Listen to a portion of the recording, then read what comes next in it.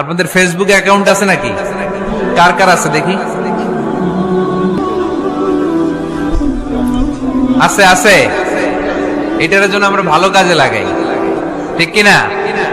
আপনি চাইলেই এমন ভাবে ফেসবুক ফ্রেন্ড লিস্ট করতে পারেন যারা ভালো ভালো জিনিস শেয়ার করে, যারা মোটিভেশনাল জিনিস শেয়ার করে, ইসলামের পক্ষে কথা বলে। আপনার এক একটা শেয়ারে অনেকের জীবন বেঁচে যেতে পারে, ঠিক কিনা?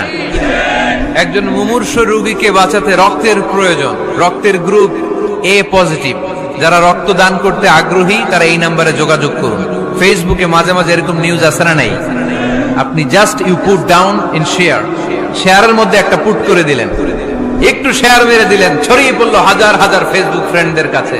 তাদের অনেকে ব্লাড দিতে আগ্রহী, সে তাড়াতাড়ি যে সেখানে ব্লাড ডোনেট করে আসলো।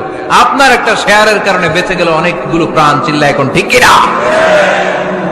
রক্তদানের মতো শ্রেষ্ঠ ইবাদত হতে পারে? আমরা মনে করি শুধু জিকিরি ইবাদত, আমরা মনে করি শুধু নামাজি ইবাদত। রক্তদান, এক ব্যাগ রক্ত থেকে অনেক মানুষকে বাঁচানো যায়। এর মধ্যে আছে হিমোগ্লোবিন, এর মধ্যে আছে প্লাটিলেট, আছে প্লাজমা। রক্তে একটা উপাদান আছে প্লাজমা, নাম শুনছেন? আগুনে পোড়া রোগীকে বাঁচাতে এই প্লাজমা লাগে। হসপিটালের বার্ন ইউনিটে যেয়ে দেখবেন মানুষ কিভাবে চিল্লায়।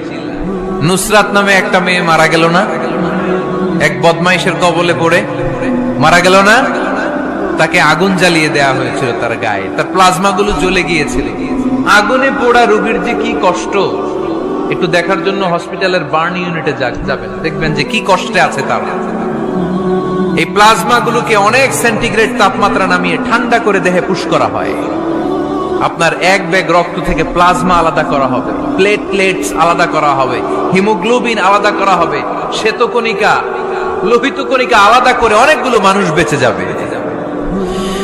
এজন্য ফেসবুক থাকাটা দোষের কিছু না, তবে ভালো কাজে আমরা ব্যবহার করব, ঠিক কিনা? আপনার ফেসবুক শেয়ারিং আপনার জান্নাতি বানাতে পারে, আর আপনার ফেসবুক শেয়ারিং আপনার জাহান্নামের লাকড়ি বানাতে পারে। চিল্লায় বলেন ঠিক কিনা? So the decision is yours.